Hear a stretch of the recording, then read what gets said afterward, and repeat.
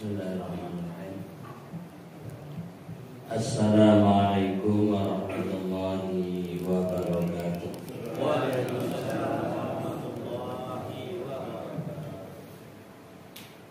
Innal hamdalillah nahmaduhu wa nasta'inuhu wa nastaghfiruh wa na'udzu billahi min shururi anfusina wa min sayyiati a'malina. May yahdihillahu fala mudilla lahu wa may yudlil fala hadiya lahu. Asyhadu an la ilaha illallah wahdahu la syarika lahu wa asyhadu anna Muhammadan abduhu wa rasuluh la nabiyya ba'dah. Amma ba'd.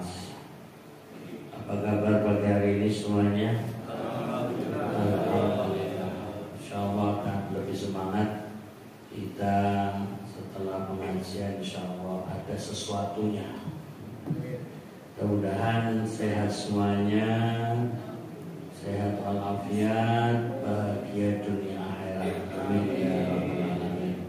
Bahwa untuk pagi kali ini akan dibahas terkait dengan udhiyah atau kurban. Karena mengingat kita sudah mendekati Idul Adha, rahimahullah, pada kesempatan kali ini kita akan mengawali dulu dari pengertian dari kurban itu sendiri. Kalau bahasa Arab, kurban itu dari kata korubah. Korubah itu artinya dekat. Kemudian secara makna kurban itu pendekatan diri ya, kepada Allah. Nah, ternyata penggunaan kurban itu sudah diistilahkan di dalam Al-Quran berkaitan dengan peristiwa antara Habil dan Qabil. Jadi ketika mereka berdua ingin menetapkan siapa pasangan hidupnya, lalu masing-masing fataqarraba qurbanan ya. Jadi masing-masing keduanya melakukan pendekatan diri kepada Allah dengan sebuah kurban. Jadi kurban di situ ya pendekatan diri kepada Allah, baik Habil maupun Qabil. Lalu kurban yang diserahkan itu sesuai dengan hasil dari yang mereka miliki. Ya. Yang Qabil itu petani, ya. Petani, sehingga kurbannya dari hasil panen. Jadi berupa buah-buahan ya, dan panen yang lain.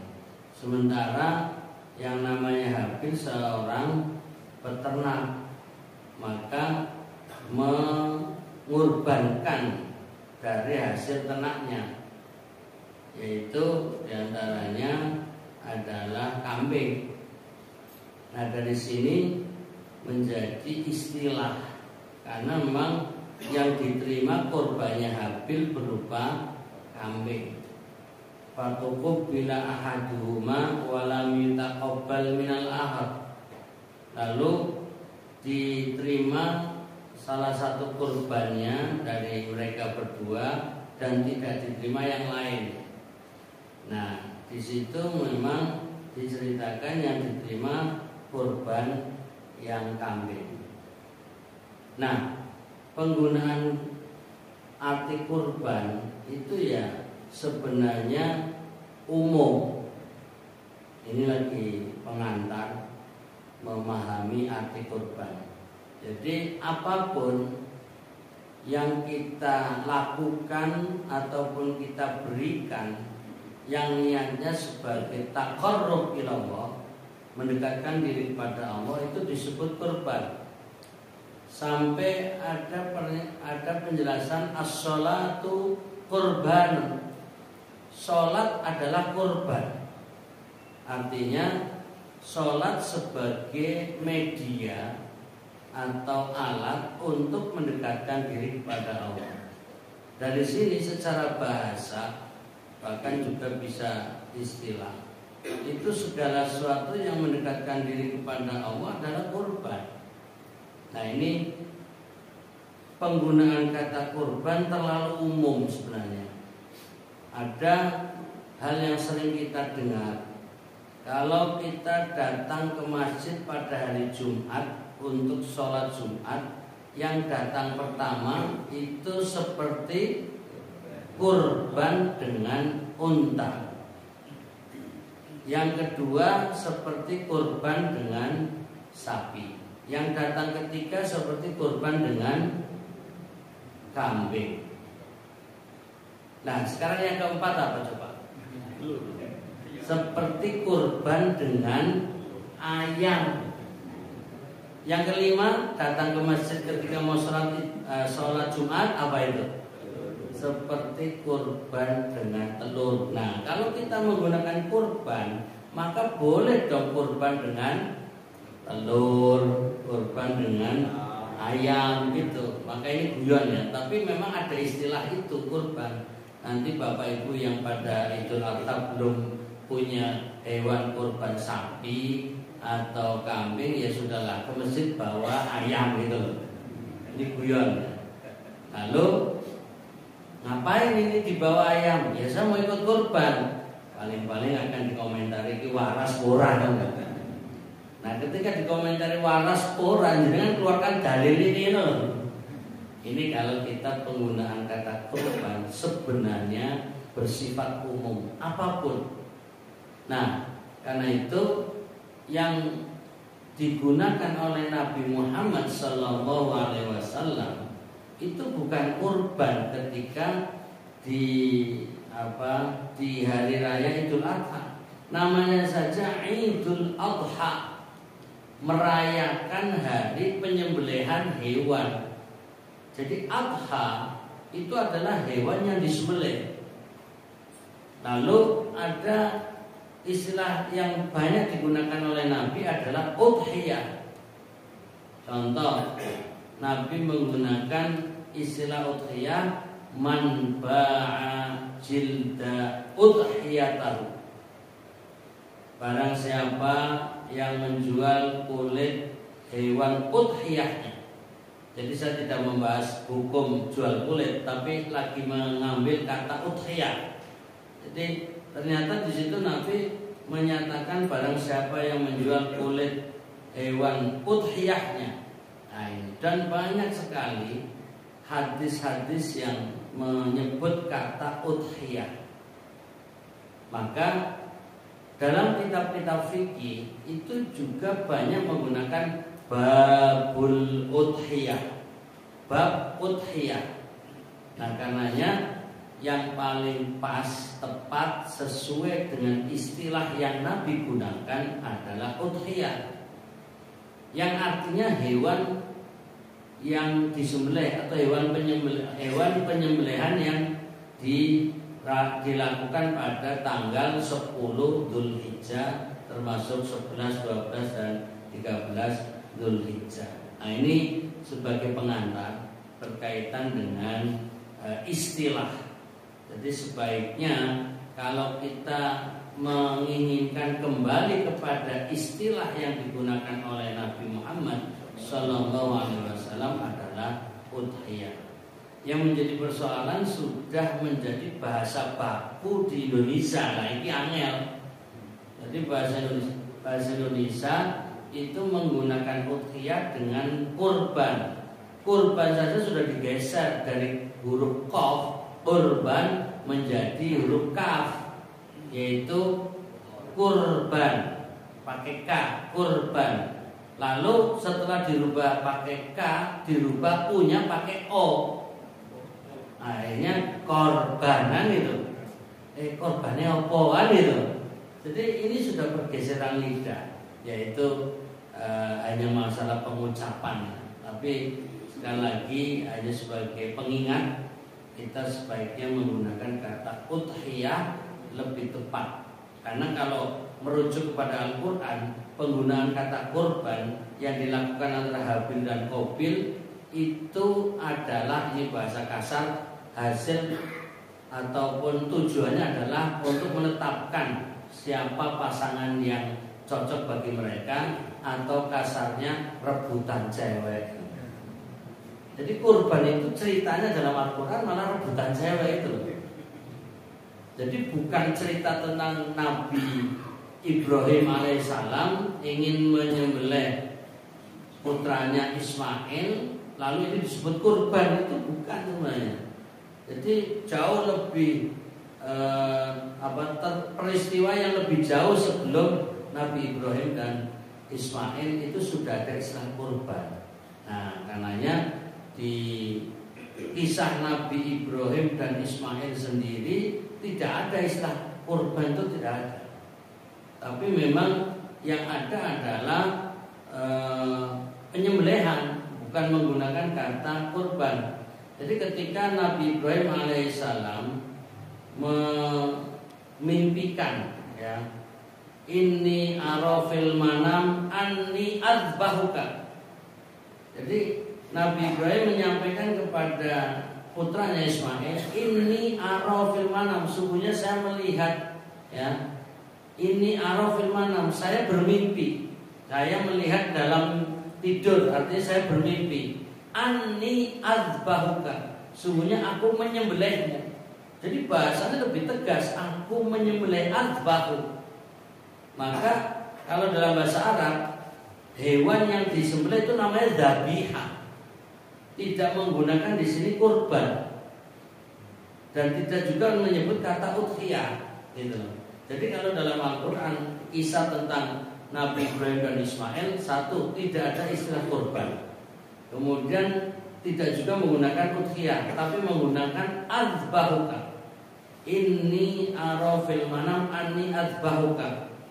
Kemudian penawaran dari Nabi Ibrahim kepada Ismail, famadza fangdur madza tarot, maka coba perhatikan apa pendapatmu.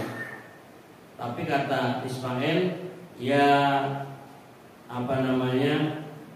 abati, wahai abahku, wahai bapakku, if'al ma tu'mar, laksanakan apa yang diperintahkan kepadamu. Nah, ini singkatnya bahwa penggunaan kata kurban dalam Al-Quran justru peristiwa Habil Qabil yang kaitannya dengan perjodohan.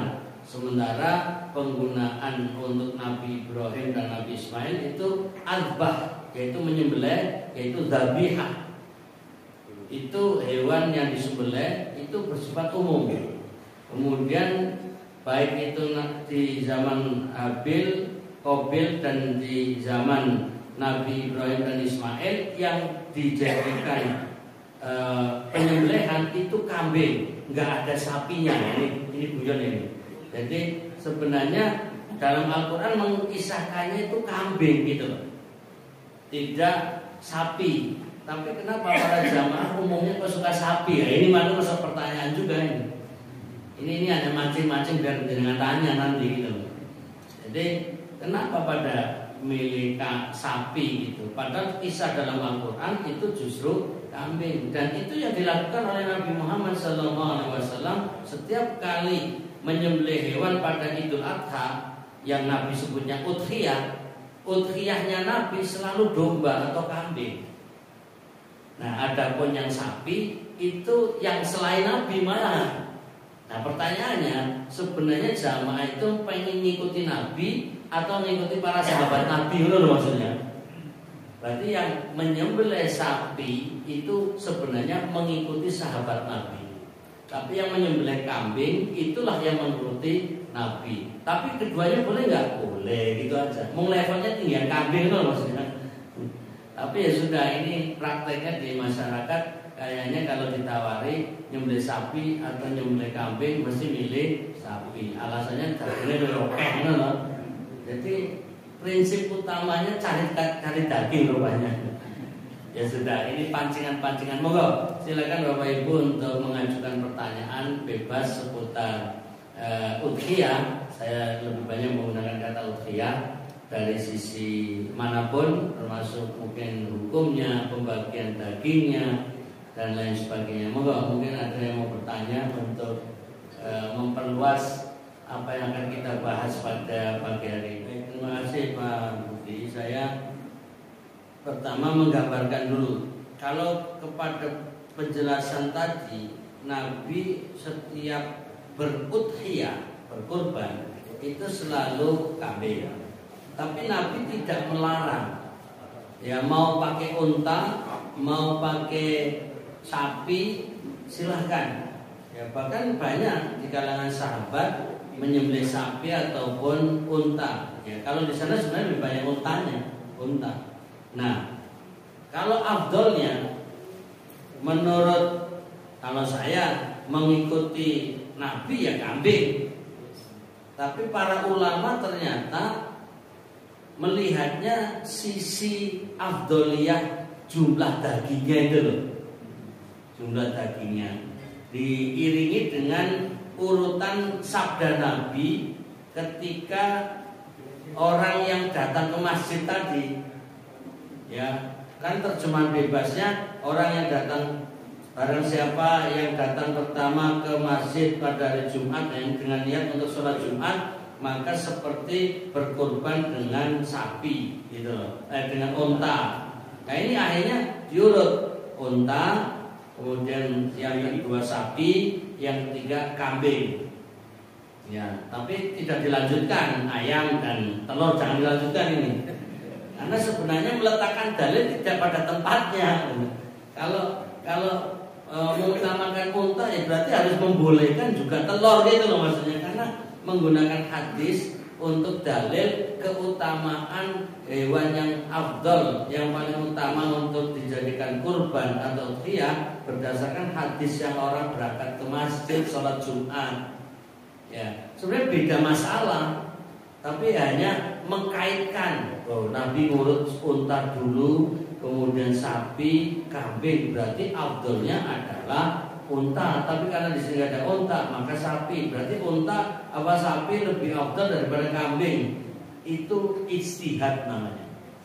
Jadi hanya mengambil kesimpulan hukum dari hadis yang awalnya nggak ada hubungan, tapi ditarik-tarik ben nyambung. Iki namanya otak-atik gathok. Tapi yo gathok tenan nih. Dan rata-rata masyarakat ya teko manut gitu loh. Bahwa oh ya, berarti unta apa namanya sapi lebih afdal. Silahkan. Ulama ada yang berpendapat seperti itu. Kalau pertanyaan secara pribadi, saya jawab kambing.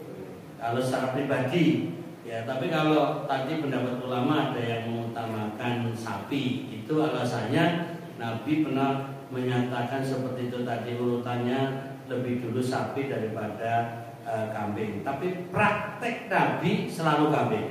Lagi kembali kepada sejarah awal mula Nabi Ismail itu mau disembelih digantinya sapi atau kambing? Ya sebenarnya jawabannya gampang. Kalau memang sapi lebih utama menurut Allah, gitu kan? Boyo Nabi Ismail gantine sapi nyatanya. Ya wis ora mau jawabannya. Ini saya mengikuti sejarah dan sesuai yang ada dalam Al-Quran dan praktek Nabi. Ini bukan mengurangi rasa hormat kepada bapak ibu yang memilih sapi. Monggo, karena jelas surat doyan wedhus masalahnya. Jadi malah egois. Aku milih sapi kenapa? Karena satu ya dagingnya lebih banyak. Dua, kebetulan sudah tidak makan daging kambing, tapi milihnya sapi. Itu berarti kan kepentingan pribadi gitu. Nah, itu. Ya monggo itu. Kalau yang nanti kemudian aku pengen wedhus wae, saya pengen kambing saja, ya ini panitia jangan kemudian merasa tergeser. Waduh, selama ini panitia mengelolanya sapi kok jadi podo wedhus kambing lah piye iki? Ya ini kan bicara masalah hukum, ya, bicara masalah afdoliyah. Dan sekali lagi dalam ilmu fikih berbeda pendapat itu biasa. Jadi kalau di antara bapak ibu yang milih sapi ya silakan. Ada ulama yang mengatakan yang lebih besar lebih utama.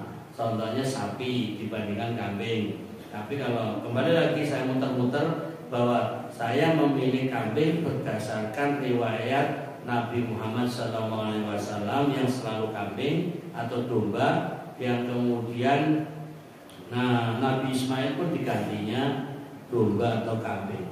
Demikian kita akhiri dulu. Subhanakallahumma wa bihamdika asyhadu an la ilaha illa anta astaghfiruka wa atubu ilaik. Assalamualaikum warahmatullahi wabarakatuh.